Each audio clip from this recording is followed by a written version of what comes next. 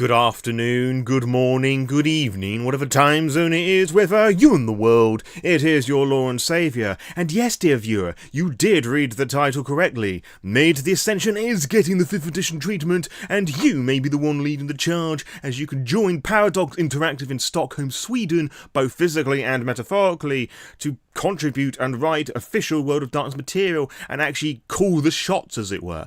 Now, if you've got no idea where the fuck I'm getting this information from, you can have a look at the job application with a link in the description below, or look through here on the screen, because that job application isn't going to be there forever. This was deployed last night on the 17th of February 2025 in the year of our Lord Talos, where basically you've got to have good people skills, have a decent understanding of the World of Darkness lore, particularly that with the 5th edition, and have good business and people skills so you can convey to your fellow developers and developers of game companies and film and TV companies to make sure that everything lore-wise is consistent within all those different forms of media.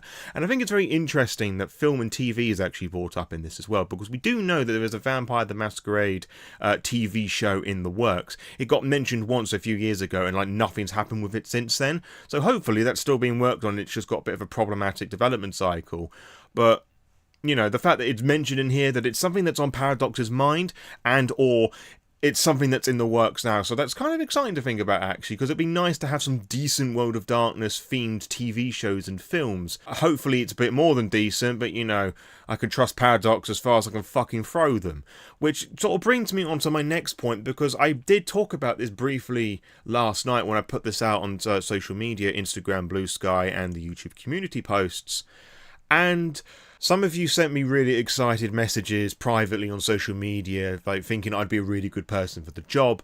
I could make World of Darkness great again, like, ugh, as one person worded it. You know, there were just sort of messages like that, and whilst I feel really humbled that you think that I'd be a good person for the job, and you respect my opinion and takes on the World of Darkness so much, I'm not really a good candidate for the job for a whole host of reasons. First of all, I don't really have the qualifications for it. I know a little bit about game development because of my own personal experiences working with sound design and mainly music. But I don't really have the skill set to do all the other bits and people. I feel I could manage a team together, because in any sort of group exercise I tend to be the one that takes the charge, but it's very different, you know, doing that constantly all the fucking time sort of thing. And also, talking to people constantly. Ew, stinky people. Autism doesn't blend very well. You know, the jokes aside, I'm not really qualified for it. And there's also the big elephant in the room there. I've been very open and vocal about my disdain and critical of Paradox / World of Darkness direction of World of Darkness, and some of the other things as well, and how they've treated certain authors who are friends of mine, Jacqueline Brooks, that work for Vampire in the Consider It in Play section, the whole consent and safety stuff, had been reused time and time again for other books and never got any credit for it. And when Jacqueline, myself and others were a bit vocal about that, World of Darkness / Renegade's response was not to include the fucking thing at all, and then just completely do a new one, which is one way of handling that, I guess.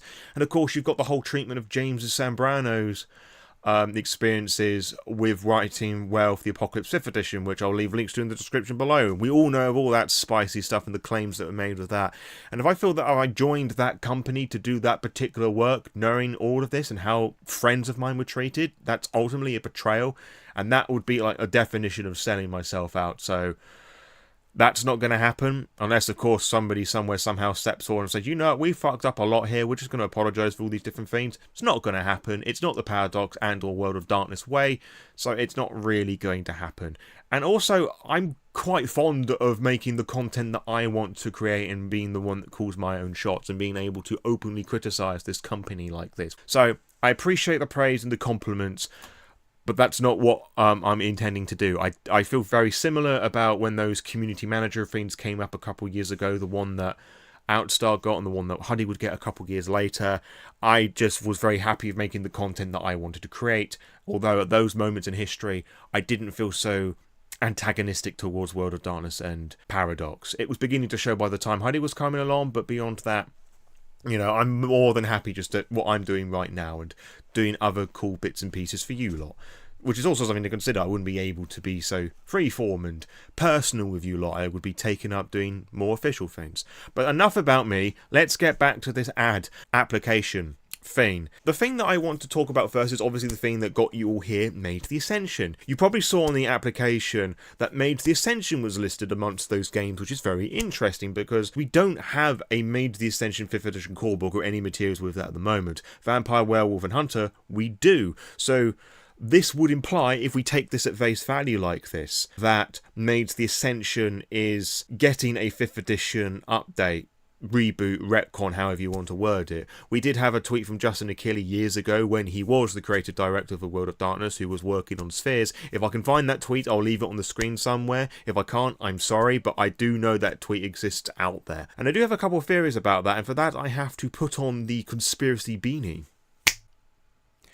Part of me feels that this creative director role is because they're now making the big push with Mage the Ascension, and they need somebody with some understanding of Mage the Ascension to give it some proper direction so it can fit within the lore-light, lawless iteration of the World of Darkness, which I think is kind of funny because one of the things on that fucking application was like managing lore, and the last few Vampire the Masquerade books, and Werewolf the Apocalypse for that matter, have been very antagonistic towards lore. Like Werewolf 5th edition has makes a point in its opening pages saying that ignore the stuff from before, this is a retcon, this is a reboot, the lore here doesn't matter, don't read too much into things, sort of thing, etc. and so forth. You can check out my full review for a proper analysis of that. And I feel that if Mage is going to be anything like what we have seen with Werewolf and the more recent Vampire books, I think we're going to get a lot of upset and pissed off Mage fans, as I started to see when I put out that post last night, because Mage is quite famous for being kind of a convoluted game to play, and it has some very convoluted magic systems, or rather, they're presented as fairly straightforward. The convoluted bit is using your imagination. And I feel that as a theory, as an idea, Mage the Ascension 5th edition might put those fears into more understandable paths, like the thaumaturgy paths of old sort of thing, so people can latch onto those a bit more, so Mage the Ascension would become far more like Sorcerer, which does work for its own thing, but it's not quite Mage the Ascension. Now, I don't know enough about Mage to make proper guesses of what they could do to dumb things down, and also, I'm not part of the team, so I can't make any official statement either, so take everything that I say with a big fucking handful of salt. But there's a chance that things are going to get dumbed and down and retconned and streamlined, so it's super approachable for people to step in and play wizards within the World of Darkness. Also, from what we have seen from other World of Darkness books within the 5th edition line, its chances are it's going to blend a lot more with Mage the Awakening, because we've had proof, actually, from Johanna Peterson himself that they've taken a lot of inspiration from the Chronicles of Darkness books to blend in with the World of Darkness books. I did a video talking about this. A card's going to appear in a corner right now. So there's that to consider in as well. So Mage the Ascension 5th edition probably isn't going to be a recognisable beast when compared to its other legacy counterparts, at least in my opinion. Now, there are two other ways of having a look at this as well. It could just be the fact that they've put Mage the Ascension there because it's the other well-known World of Darkness game. Vampire, Werewolf and Mage, the behemoths within the World of Darkness, and then everything else is just sort of like the awkward cousins at the birthday party sort of thing. Some people know about them, but not everybody does, and obviously there isn't much of a buzz for them, so they could have put in Wraith or Changeling, but that wouldn't have generated as much hype. If they put fucking Wraith there, this video would be taking a completely different spin, because I know a lot more about Wraith and I would have been a lot more anxious about it, but that is a conversation for another time. They could have put it in for that reason, because people know World of Darkness for those three games, Vampire, Werewolf and Mage. And obviously they've done stuff for Hunter, so it would be a bit weird for them to not to include that. The other thing that they could have put that in for is that, technically speaking, they do have Mage the Ascension books. Onyx Path Publishing is still putting out Mage the Ascension 20th Anniversary Edition books. They released 2 earlier this week, which you can go and purchase and drive through RPG. And if you purchase them with the links in the description below, I get some of the money back because I'm an affiliate on Drive Through RPG. And I know just how much you want to support your favourite YouTuber and lore-based content creator. So there's that element of it as well. So technically they're acknowledging that there is, new Mage works in the work, as it were. And I don't know if Onyx Path are going to be slowing that down anytime soon, because I know there's the whole fact that they're not accepting Chronicles of Darkness material. It may be a point that with the Mage stuff it could just be Kickbatter, all those sort of Kickstart crowdfunding sort of things. I've realised I did put two of them together, but you know what I mean. So they've acknowledged it there, which is weird because Paradox / World of Darkness don't ever really acknowledge the older materials, especially with the 20th anniversary edition stuff, because that's stinky, smelly poo-poo. So that's really my 2 cents on it, to be honest. It's all just conspiracy theory guesswork with a negative bias towards a company that's disrespected friends of mine, and quite frankly, I don't want any part of that. And another faint reason why I don't really want to do it, I forgot to mention earlier on, that it would probably involve me moving to Stockholm in Sweden, which, on the one hand sounds very nice, but on the other hand, I don't particularly want to move to that specific location in Europe. Germany is actually where I want to be going at some point in my life, and if you've been a fan of the channel for the last 3-ish years, you can probably work out why. But no thank you. I'm quite happy alright in the barely United Kingdom before I fuck off elsewhere. Now, this was where I was going to end the video until somebody pointed out last night there's some mentioning of AI, which is immediately going to get a lot of people's backs up. If you go to the bottom of the job application, you will find the following. In our dynamic work environment, we embrace the integration of AI tools to enhance efficiency and innovation. Could you share any experiences you have with using AI tool in your workflow? Beautiful editing there. Now, there are 3 ways of looking at this. First of all, I want to point out that Paradox is a video game company first. So if we're talking about the development of World of Darkness video games, obviously NPCs and environment and all the rest of it have their own built-in AI behaviors so they can interact with player characters with the run, flee, attack, whatever, all the rest of it. That's probably what that means, I think. The second thing is that it could just be AI tech business buzzwords, because at the moment, because AI is like a relevant point of conversation, shareholders and businesses are pushing fucking AI as a buzzword to get investors and shareholders invested in whatever it is that they're doing. So you've probably seen the fucking like Google Gemini AI where you like speak into it and it like tells you map directions, send text or whatnot. Fucking Apple and their iPhone with Siri have been doing that for donkey's years. That's not new. You've probably seen like really annoying ads about like Office Suite apps or websites that has integrated AI so it can like shuffle things around so you know how to better use your time. That's been around for quite some time as well. Quite a lot of what is being considered as AI isn't really AI, it's just tech buzzword speak. And I hate, for the third thing, generative AI is kind of making the conversation regarding AI a bad one, because I just want to get it out there, and I've said many times before, generative AI is the one that everybody doesn't like because it pinches artwork and text and other things online, it's theft, and it just spits out crap. Essentially, it's not art in any form of the word, it's just, visual slop. As Guillermo del Toro said, in the art form at least, it could create semi-compelling screensavers. With text, it just creates really fucking bare bones basic books that sell, I guess, but they don't really express anything of value.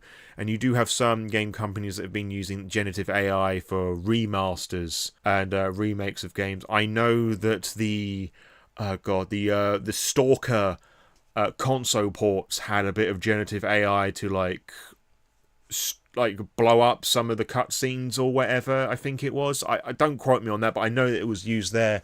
There's also the example with the GTA trilogy thing that happened last year, where they handed it to like a mobile company to do, and they used generative AI to blow things up as well with that, to fill in the gaps that weren't. It created some very shitty results. And obviously we have other things online where books have been put out using generative AI on the Storytellers Vault, the DMs Guild, and other, works of fiction as well.